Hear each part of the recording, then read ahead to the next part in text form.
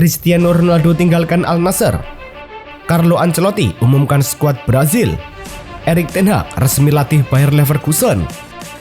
AC Milan resmi tunjuk Iglitare.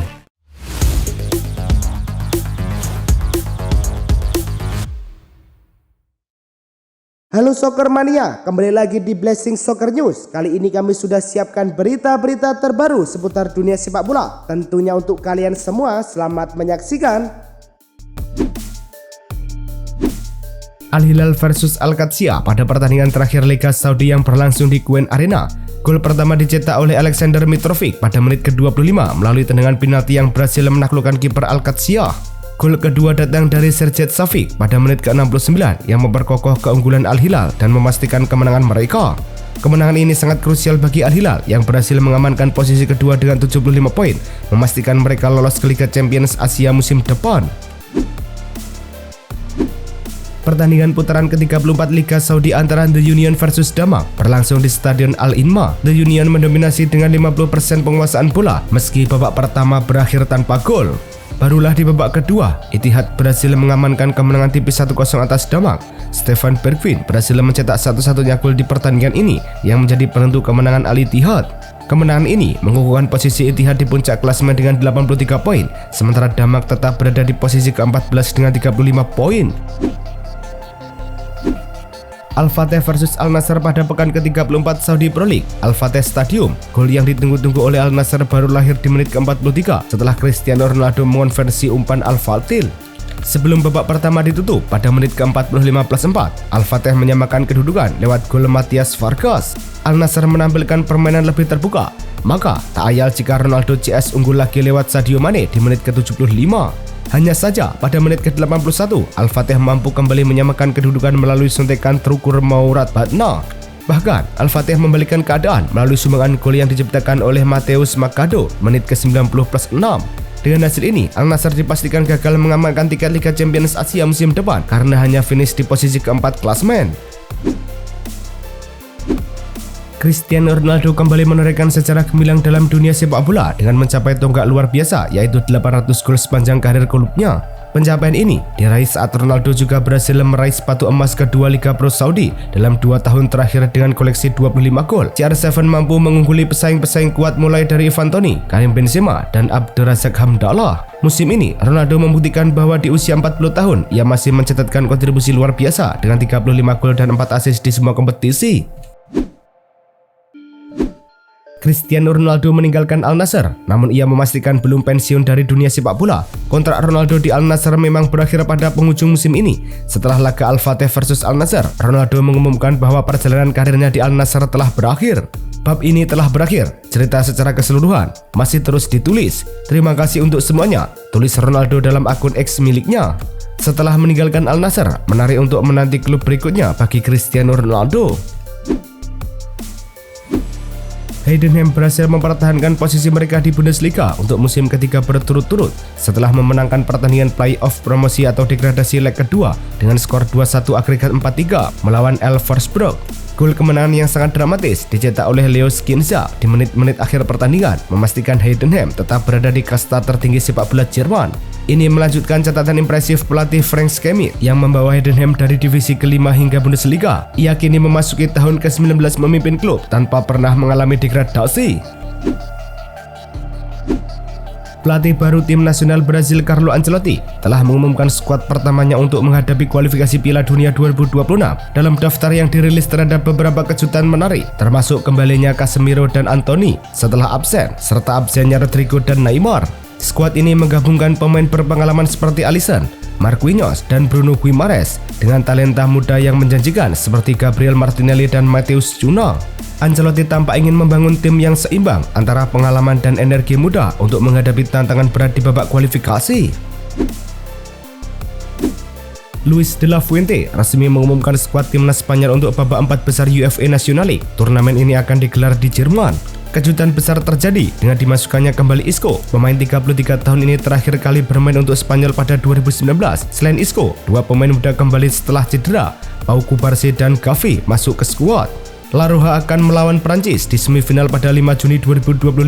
Jika lolos, mereka akan menghadapi Jerman atau Portugal di final. Pelatih tim nasional Italia Luciano Spalletti telah mengumumkan skuad untuk pertandingan kualifikasi Piala Dunia melawan Norwegia dan Moldova. Kabar menggembirakan datang dari kembalinya beberapa pemain berpengalaman seperti Francesco Acerbi dan Riccardo Orsolini yang sebelumnya absen cukup lama. Selain itu, Spalletti juga memanggil beberapa pemain berpengalaman lain seperti Davide Zappacosta dari Atalanta dan Matteo Gabbia dari AC Milan, serta menyertakan debutan baru Diego Coppola dari Hellas Verona. Skuad ini akan mulai berkumpul pada 2 Juli 2025. Striker andalan Barcelona Robert Lewandowski dipastikan tidak akan bergabung dengan skuad tim nasional Polandia untuk pertandingan internasional pada bulan Juni mendatang. Keputusan ini diambil bersama oleh Lewandowski dan pelatih timnas Polandia, Michael Probies, dengan mempertimbangkan intensitas musim kompetisi klub yang sangat melelahkan, serta kebutuhan sang pemain untuk beristirahat dan memulihkan kondisi fisiknya.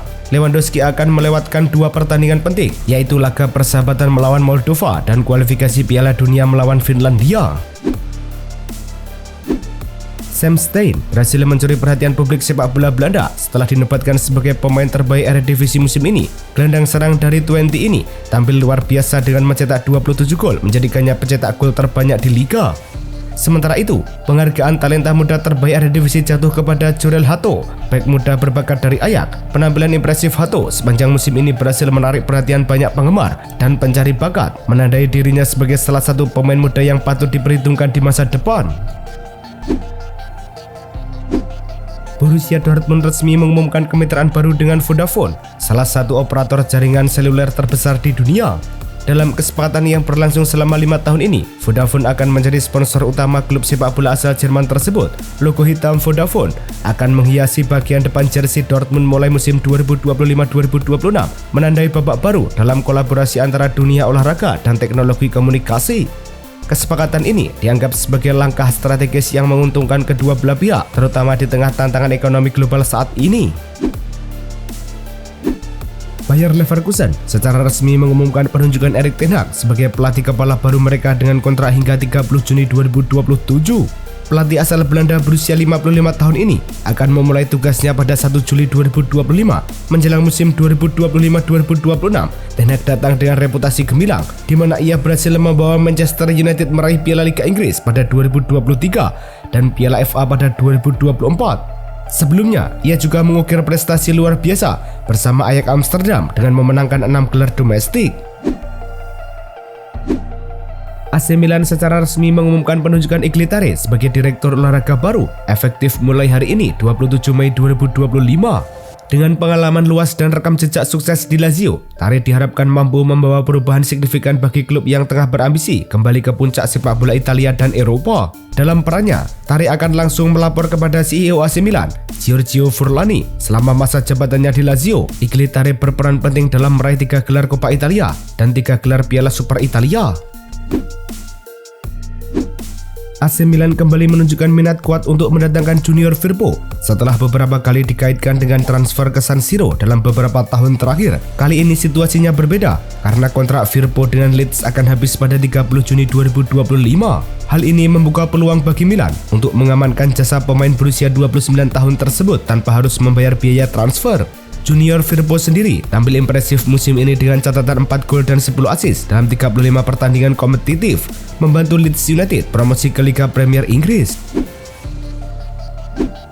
Lazio akan berpisah dengan pelatih Marco Baroni setelah hanya 1 musim menangani klub tersebut. Menyusul kegagalan mereka untuk lolos ke kompetisi Eropa musim depan, kekalahan mengejutkan 0-1 dari Lecce di pertandingan terakhir Serie A menjadi titik puncak kekecewaan. Hasil ini membuat Lazio gagal mempertahankan posisi mereka di zona kualifikasi Eropa dan harus puas finish di peringkat ke-7 klasemen akhir Serie A 2024-2025. Presiden klub Claudio Lotito sebelumnya sudah menyatakan ketidakpuasan moderat terhadap kinerja Baroni dan situasi ini semakin memburuk setelah hasil buruk tersebut. Cesc Fabregas dikabarkan akan menerima kenaikan gaji hingga 5 juta euro per musim, sama dengan tawaran yang diajukan oleh AS Roma. Kabar ini muncul setelah beberapa pekan terakhir Fabregas dikaitkan dengan kemungkinan pindah ke Roma untuk menggantikan Claudio Ranieri. Namun, Fabregas memilih untuk melanjutkan proyeknya bersama Como yang berhasil finish di posisi paruh atas Serie A musim 2024-2025.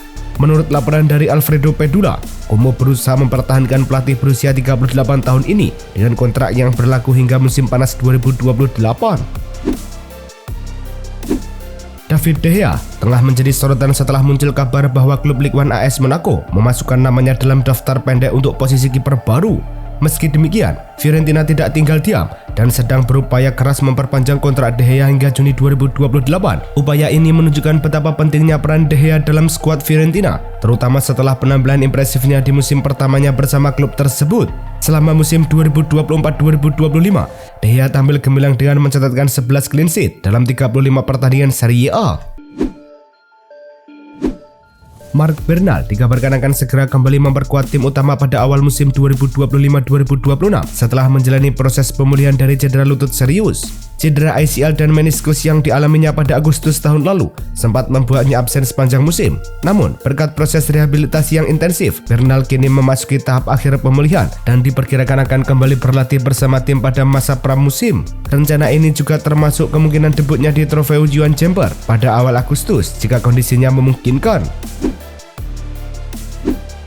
Barcelona kembali menunjukkan komitmennya dalam mempertahankan talenta muda terbaik dengan mengamankan perpanjangan kontrak Lamine Yamal selama 6 tahun ke depan. Pemain muda berusia 17 tahun ini diperkirakan akan menandatangani kontrak baru yang akan mengikatnya di klub hingga Juni 2031. Peran penting agen Jorge Mendes dalam proses negosiasi ini menjadi kunci keberhasilan kesepakatan tersebut. Dengan perpanjangan kontrak ini, Barcelona memastikan bahwa salah satu bintang masa depan mereka tetap berada di Camp Nou.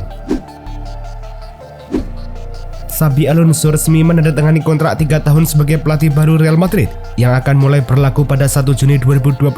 Pengumuman ini disampaikan oleh pihak klub setelah Alonso menyelesaikan proses administrasi sebelum presentasi resmi sebagai manajer. Alonso yang sebelumnya sukses memimpin Bayer Leverkusen dengan meraih gelar Bundesliga dan DFB Pokal, kini kembali ke klub yang membesarkan namanya sebagai pemain. Keputusan Real Madrid untuk menunjuk Alonso menunjukkan kepercayaan besar terhadap filosofi dan gaya kepelatihannya yang progresif. Arsenal semakin serius dalam upaya mendatangkan striker andalan Sporting, Victor Gyökeres. Pada bursa transfer musim panas ini, klub asal London tersebut telah mengajukan tawaran kontrak berdurasi 5 tahun hingga 2030 kepada Gyökeres. Gyökeres menjadi target utama lini serang Arsenal setelah tampil gemilang bersama Sporting dengan catatan impresif 54 gol dan 12 assist dalam 52 pertandingan di semua kompetisi. Namun, Sporting memasang harga tinggi sebesar 65 juta euro untuk melepas Gyökeres yang menunjukkan performa luar biasa di Liga Portugal. Manchester United baru saja menyelesaikan musim kompetitif mereka dengan hasil yang kurang memuaskan. Namun bisnis klub di luar lapangan justru menunjukkan perkembangan positif. Skuad asuhan Ruben Amorim langsung berangkat ke Asia untuk menjalani tur pramusim yang dijadwalkan berlangsung di Kuala Lumpur dan Hong Kong. Tur ini diperkirakan akan menghasilkan pendapatan sekitar 7,8 juta pound sterling bagi klub, sebuah angka yang menunjukkan potensi komersial besar dari basis penggemar mereka di Asia. Manchester United telah mengamankan jasa penyerang muda berbakat asal Brasil, Matheus Cunha, dengan total paket transfer mencapai 62,5 juta pound sterling yang akan dibayarkan secara penuh hingga akhir tahun 2027. Kesepakatan ini diumumkan oleh jurnalis Fabrizio Romano. Cunha dikabarkan sudah menyetujui bergabung dengan Setan Merah dan saat ini kontrak resmi tengah dalam tahap finalisasi oleh tim hukum klub. Kontrak ini akan mengikat Cunha hingga Juni 2030 dengan opsi perpanjangan yang memungkinkan Manchester United mempertahankan pemain ini lebih lama lagi.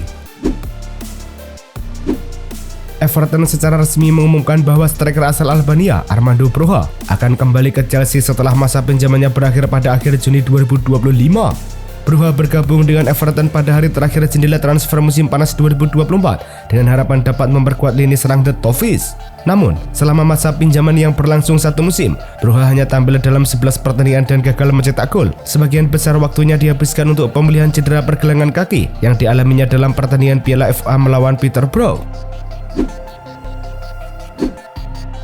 Itulah tadi kumpulan berita-berita terbaru dari kami. Simak terus berita-berita terbaru lainnya dan jangan lupa like, komen, dan juga subscribe.